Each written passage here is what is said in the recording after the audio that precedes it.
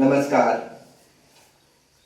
आज 3 जानेवारी 2026 आज शनिवार आहे आणि आज आपल्या महाराष्ट्रामध्ये नाही पूर्ण भारतामध्ये एक अशा व्यक्ती जन्माला आली की ज्याने संपूर्ण जगाला एक नवीन दिशा दाखवली.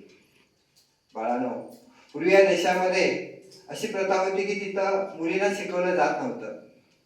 मुली म्हणजे स्त्रिया कमी लेखल्या जायच्या. स्त्रिया म्हणजे काय, पायातलं चप्पल असं समजलं जायचं. तुटलं तर तुटलं, नवीन घेता येईल. अशा प्रकारे हीन दर्जाची स्त्रियाला म्हटलं जायचं की ती नरकाचं दार आहे. तिला खूप छळवणूक व्हायची. आणि अशा वेळी असं प्रसंग बघून, अशा घटना बघून आपले ज्योतिराव फुले यांनी निश्चय केला की आपण स्त्रियांना शिकवायचं. आणि म्हणून विचार करत असताना त्याने शाळा उघडायची मुलींसाठी ठरवलं. पण पहिल्यांदा शिकवायचं कुणाला, म्हणून त्याने आपल्या पत्नीला सावित्री यांना शिकवलं.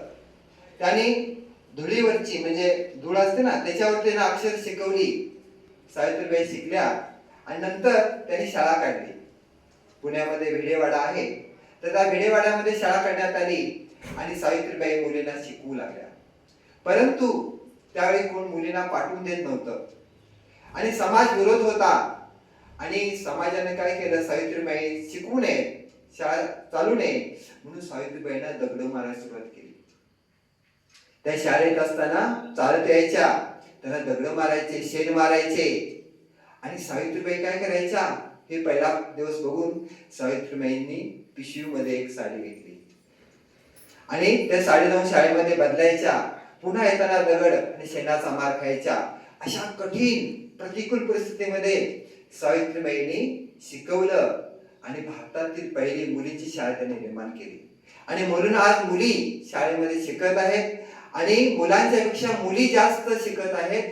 आणि मुलीचा नंबर, मुलींचा क्रमांक, मुलींचा बुद्ध्यांक सगळ्यात जास्त आहे. सगळ्यात जास्त मुली पास होतात आणि पहिल्या 1, 2, 3 नंबर मध्ये मुलीच असतात. आणि म्हणून आज ह्या शिक्षिका सुद्धा झालेल्या आहेत त्या सावित्रीबाईंच्या मुळेच. आणि आपण काय करूया, आज सावित्रीबाईंना अभिवादन करूया.